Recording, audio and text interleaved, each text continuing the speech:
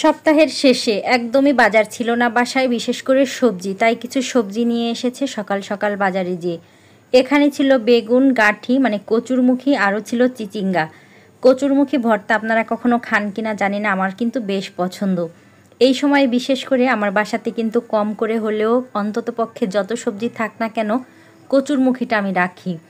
যদি ফ্রোজেন করে সারা বছর রাখা যেত হয়তো তাও রাখতাম। কিছুটা রাখি, তবে খেতে খুব বেশি ভালো লাগে না।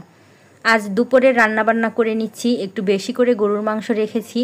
এগুলো তো কুরবানির গরুর মাংস, কাল শুক্রবার একটু বেশি করে রান্না করলে কালকের দিনে নতুন করে একটু জাল করে নিলেই ভালো লাগবে। তাছাড়া গরুর মাংস যতবার জাল করা যাবে ততই ভালো লাগবে। যেভাবে মাংস রান্না করি, মাংস প্রথমে ধুয়ে নিয়েছি। আর গরুর মাংস একটু কুরবানিরগুলো বিশেষ করে একটু বড় বড় পিস করে রান্না করলে আপনাদের ভাইয়া বেশ পছন্দ করে। যদিও এমনি যখন কিনা হয় সেগুলো একটু ছোট ছোট পিস করে রান্না করা হয়, চাইলে হাত দিয়ে মেখে দিতে পারতাম, কিন্তু শুকনা মরিচ পাউডার একটু বেশি করে দেওয়া হয়েছে, যার জন্য আর সাহস করে হাত দিয়ে নাড়িনি। খুন্তি দিয়ে খুব সুন্দর করে কষিয়ে নিচ্ছি, চুলার জালটা অন করে দিচ্ছি। আর এভাবেই কষিয়ে কষিয়ে মাংস রান্না করব। আপনাদের ভাইয়া বেশ সুন্দর কষানো মাংসটা পছন্দ করে, আর তার দেখা দেখে দেখে ছেলেটাও শিখেছে, সেও এখন কষানো মাংস পছন্দ করে। বাসায় যখনই মাংস রান্না করি, একটু যখন বেশি করে রান্না করি, সব দিন খাওয়া হয় না, তবে যেদিন বেশি করে রান্না করি সেদিন কিন্তু তাকে কষানো মাংসটা দিতে হয়। সেও পছন্দ করে, আপনাদের ভাইয়াও পছন্দ করে। বাবু থাকলে বাসায় যেটা হবে, টুকিটাকি শব্দ তো পাবেনি।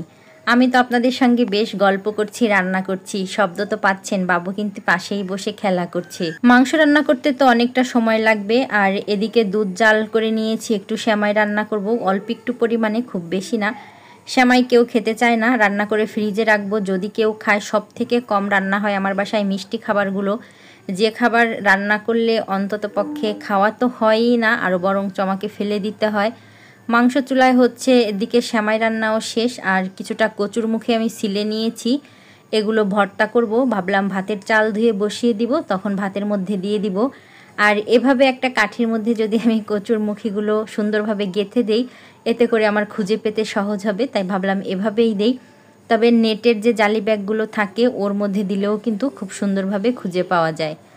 তো ভাতের চাল বসিয়ে দিলাম, মানে ধুয়ে রাইস কুকারে। আর এখন উপর দিয়ে দিয়ে দিব। ভর্তাগুলো আমার এভাবেই করা হয়, আমি যখন বেগুন ভর্তা করি তখনও ভাতের মধ্যেই এই যে ধুয়ে বসিয়ে দিলে সুন্দরভাবে হয়ে যায়। আপনারাও কি কচুরমুখী ভর্তাটা খান? আমি কিন্তু খাই, অনেক বেশি পরিমাণে খাওয়া হয় আর অনেক বেশি পছন্দের। কে কিভাবে ভর্তাটা করেন চাইলে কিন্তু আমাকে জানাতে পারেন। মাংস কষানো প্রায় হয়ে গিয়েছে আর সিদ্ধ হয়েছে, তবে কষানোর পরে সামান্য একটু ঝোলের পানি দিব, খুব বেশি ঝোল ঝোল রাখবো না। আর এখন কষাতে কষাতে সিদ্ধ হয়ে গিয়েছে, বাবাইটার জন্য কিছুটা তুলে নিয়েছি, ওকে দিব। ও পড়ার টেবিলেই ছিল, আমি রান্নাবান্না করছিলাম, তো এই যে তাকে নিয়ে দিয়ে এলাম, সে এখন খাবে বসে বসে। ভাজা ভাজা মাংস খেতে ভালো লাগে, তবে একটু ঝোল না হলে আসলে হয় না, বাচ্চা কাচ্চা নিয়ে, তাই ঝোল একটু রাখতেই হয়। এই যে শেষমেশ রান্নাটা এরকম হয়েছে। এই যে যে চিতই পিঠাগুলো দেখছেন, এগুলো ফ্রিজে রাখা ছিল ডিপে, এগুলো গরম করে নিয়েছি, বাড়ি থেকে আসার সময় মা দিয়ে দিয়েছিল। মাছ ভাজা এগুলোই ছিল আজকে আমাদের খাবার দাবার। সবার খাবার বেড়ে দিয়ে পরবর্তীতে আমি বসে গিয়েছি। আমার কচুরমুখী ভর্তা তো অনেক বেশি পছন্দ, তাই আমি কচুরমুখী দিয়েই আগে খাবো। আর দেখুন হাত দিয়ে চটকে ভর্তাটা মাখানো হয়েছে, কতটা হাতের উপরে উঠে গিয়েছে। আলহামদুলিল্লাহ, খেতেও কিন্তু বেশ মজার হয়েছে। আজ এই পর্যন্তই, সবাই ভালো থাকবেন, সুস্থ থাকবেন। পরবর্তী ভিডিওতে কথা হবে। আল্লাহ হাফেজ।